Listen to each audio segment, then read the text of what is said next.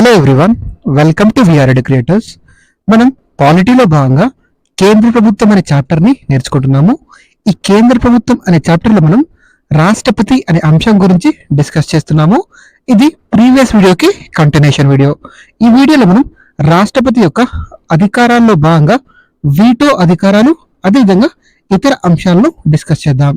So మన భారత రాజ్యాంగంలో ముందుగా ఈ కేంద్ర ప్రభుత్వం అనేది ఏ భాగంలో ఉందో నేను మీకు ప్రతి వీడియోలో చెప్తున్నాను, so that you can revise your self. So కేంద్ర ప్రభుత్వం గురించి ఏ భాగంలో పొందుపరిచారో 5వ భాగంలో పొందుపరచడం జరిగింది. అదేవిధంగా కేంద్ర ప్రభుత్వం గురించి తెలియజేసే ఆర్టికల్స్ ఏంటి? ఆర్టికల్ 52 నుండి ఆర్టికల్ 151 వరకు మనకు కేంద్ర ప్రభుత్వం గురించి తెలియజేస్తాయి. పార్ట్ అంటేనేమో 5th పార్ట్, ఆర్టికల్స్ అంటేనేమో 52 టు 151 వరకు కేంద్ర ప్రభుత్వం గురించి తెలియజేస్తాయి. మనం ఇప్పుడు రాష్ట్రపతికి గల వీటో అధికారాలు ఏంటో చూద్దాం. అయితే ఈ వీటో అనే పదం ఏంటంటే లాటిన్ భాషా పదం. ఏంటండి? లాటిన్ భాషా పదం. అయితే ఈ వీటో అధికారం గురించి మనం డిస్కస్ చేద్దాం. పార్లమెంట్ ఆమోదించిన బిల్లులు ఏవైతే ఉంటాయో, ఒక బిల్లు చట్టంగా మారాలంటే ఖచ్చితంగా అది రాష్ట్రపతి ఆమోదం పొందాలి. అలా రాష్ట్రపతి ఆమోదం తర్వాతనే ఆ బిల్లులు చట్టంగా మారతాయి. అయితే రాష్ట్రపతి ఏ బిల్లు విషయంలో అయినా సరే, తన వద్దకు వచ్చినటువంటి ఏ బిల్లు విషయంలో అయినా సరే, ఆర్టికల్ 111 ప్రకారం, ఆర్టికల్ 111 ప్రకారం రాష్ట్రపతి తన వద్దకు వచ్చిన బిల్లుల విషయంలో ఏవైతే పార్లమెంట్ ఆమోదించి రాష్ట్రపతి ఆమోదం కోరకు పంపుతుందో అలాంటి బిల్లుల విషయంలో రాష్ట్రపతి తన అధికారాన్ని, ఎలాంటి అధికారాన్ని కలిగి ఉంటాడు ఆ బిల్లుల విషయంలో అంటే, ఆ బిల్లులను రాష్ట్రపతి ఆమోదించవచ్చు. ఏంటండి? ఆమోదించవచ్చు. లేదా ఆ బిల్లులను పునఃపరిశీలన కోసం పంపవచ్చు. లేదంటే ఆ బిల్లులు ఆమోదించకుండా అలానే అక్కడే పెట్టుకోవచ్చు, విత్ హెల్డ్ చేయొచ్చు. లేదంటే ఆ బిల్లుపై ఎలాంటి అభిప్రాయం తెలపకుండా ఉండవచ్చు. ఎలాంటి అధికారాలు ఉంటాయండి? ఒక బిల్లును ఆమోదించవచ్చు, లేదంటే బిల్లును పునఃపరిశీలన కోసం పంపవచ్చు, లేదంటే బిల్లును ఆమోదించకుండా అలానే పెట్టుకోవచ్చు, లేదా ఎలాంటి అభిప్రాయం కూడా ఆ బిల్లుపై తెలపకుండా అలానే ఉండవచ్చు. ఏ ఆర్టికల్ అండి? ఆర్టికల్ 111 111వ ఆర్టికల్ ప్రకారం రాష్ట్రపతి పునఃపరిశీలన కోసం పంపినప్పుడు పార్లమెంటు ఆ రాష్ట్రపతి చేసినటువంటి సూచనలు పాటించవచ్చు, లేదా పాటించకుండా కానీ తిరిగి మళ్ళీ రాష్ట్రపతికి ఆ బిల్లును తిరిగి మళ్ళీ పంపినట్లయితే రెండవసారి మాత్రం ఖచ్చితంగా తప్పనిసరిగా మన రాష్ట్రపతి ఆ బిల్లులను ఆమోదించాల్సి ఉంటుంది. రెండవసారి పంపినప్పుడు బిల్లులను డెఫినెట్ గా ఆమోదించాలి. ఏంటండి?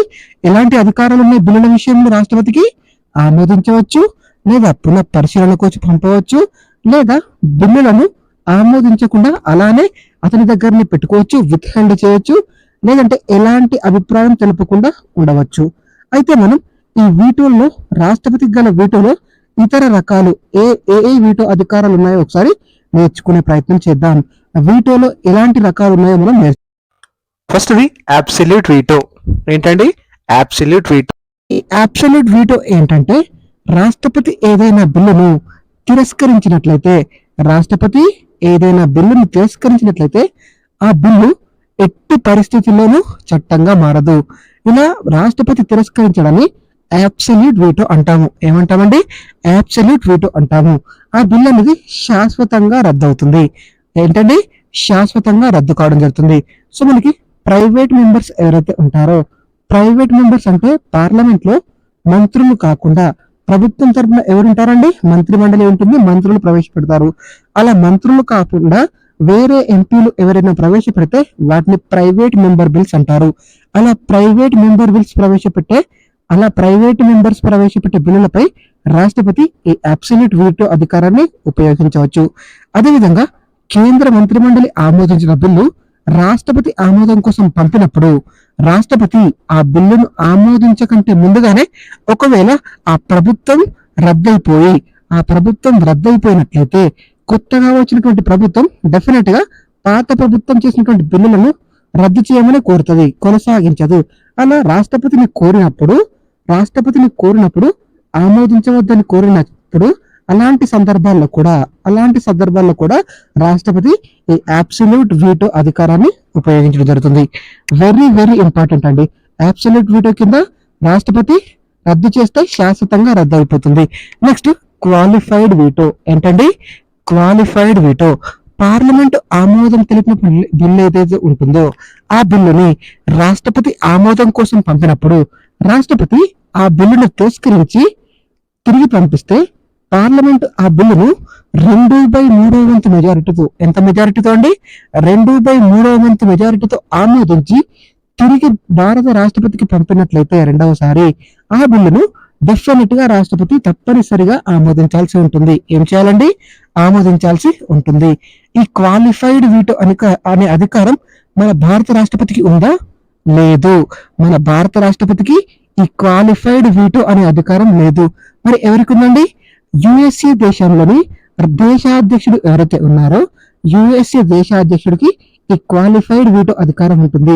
మనకి ఎగ్జామ్ లో అడగడానికి అవకాశం ఉందండి. ఈ క్రింది వీటో అధికారాల్లో భారత రాష్ట్రపతికి లేని అధికారం ఏది అని అడగవచ్చు. ఏ అధికారం లేదండి?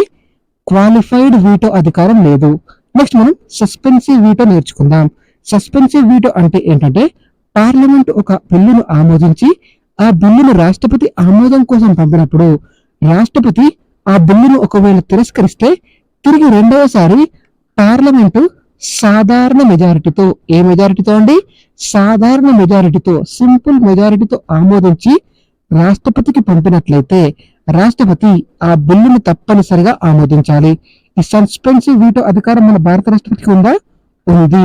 కానీ క్వాలిఫైడ్ వీటో అధికారం మాత్రం లేదు. ఒకవేళ రాష్ట్రపతి ఆమోదం తెలపకపోయినా కానీ ఆమోదించినట్లుగానే భావిస్తారు. నెక్స్ట్ మనకి పాకెట్ వీటో. ఏంటండి పాకెట్ వీటో? ఏదైనా బిల్లును రాష్ట్రపతి ఆమోదం కోసం పంపినప్పుడు రాష్ట్రపతి ఆ బిల్లును ఆమోదించకుండా, తిరస్కరించకుండా, పునఃపరిశీలన కోసం పంపకుండా, ఏంటండి ఆ బిల్లును ఆమోదించకుండా, తిరస్కరించకుండా, పునఃపరిశీలన కోసం పంపకుండా రాష్ట్రపతి ఆ బిల్లును అలాగే ఉంచుకొని, తన వద్దనే ఉంచుకొని ఎలాంటి నిర్ణయాన్ని కూడా తెలపనట్లయితే దాన్ని ఏమంటారండి? పాకెట్ వీటో అంటారు. సో ఎలాంటి నిర్ణయం చెప్పడు, తిరస్కరించడు, ఆమోదించడు, అదేవిధంగా పునఃపరిశీలన కోసం పంపడు. కేవలం ఎలాంటి నిర్ణయం చెప్పడు. దీన్ని పాకెట్ వీటో అంటారు. సో ఇలాంటి పాకెట్ వీటో యూజ్ చేసే సందర్భం ఏదైనా ఉందా అంటే మనకి జ్ఞాని జైల్ సింగ్. ఎవరండి? జ్ఞాని జైల్ సింగ్ రాష్ట్రపతిగా ఉన్నప్పుడు పోస్టల్ బిల్లు విషయంలో, ఏ బిల్లు అండి? పోస్టల్ బిల్లు విషయంలో ఈ పాకెట్ వీటో అధికారాన్ని ఉపయోగించాడు భారత రాష్ట్రపతి గారు. ఏ బిల్లు విషయంలో? పోస్టల్ బిల్లు విషయంలో. ఎవరు రాష్ట్రపతి? జ్ఞాని జైల్ సింగ్. అప్పటి ప్రధానమంత్రి గారు ఎవరండి? రాజీవ్ గాంధీ గారు ప్రధానమంత్రిగా ఉన్నారు. వెరీ వెరీ ఇంపార్టెంట్, గుర్తుపెట్టుకోండి. అదేవిధంగా రాష్ట్రాల శాసనసభలు ఏవైతే ఉంటాయో ఆ రాష్ట్రాల శాసనసభలు ఆమోదించిన బిల్లులను గవర్నర్ రాష్ట్రపతి ఆమోదం కోసం పంపవచ్చు. ఆర్టికల్ ఎంత అండి? ఆర్టికల్ 201 ప్రకారం రాష్ట్రపతికి గవర్నర్ పంపిన బిల్లుల విషయంలో ఎలాంటి అధికారాలు ఉంటాయంటే రాష్ట్రపతికి గవర్నర్ ఏవైతే బిల్లులు పంపుతాడో ఆ బిల్లుల విషయంలో ఎలాంటి అధికారాలు ఉంటాయంటే గవర్నర్ పంపిన బిల్లును రాష్ట్రపతి ఆమోదించవచ్చు, లేదా అలానే ఉంచుకోవచ్చు, విత్ హెల్డ్ చేయొచ్చు, లేదా బిల్లును రాష్ట్ర శాసనసభ యొక్క పునఃపరిశీలన కోసం పంపవచ్చు. ఎలాంటి అధికారాలు ఉన్నాయండి? ఆమోదించవచ్చు, అలానే ఉంచుకోవచ్చు, లేదా బిల్లును రాష్ట్ర శాసనసభ యొక్క పునఃపరిశీలన కోసం పంపవచ్చు, లేదా తిరస్కరించవచ్చు.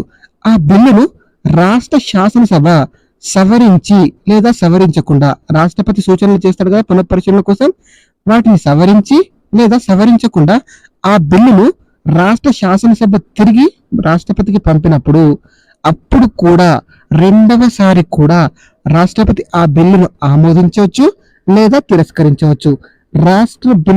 బిల్లుల విషయంలో ఏంటి? రాష్ట్ర బిల్లుల విషయంలో భారత రాష్ట్రపతికి సంపూర్ణ వీటో అధికారం ఉంది. ఏంటండి? సంపూర్ణ వీటో అధికారం ఉంది.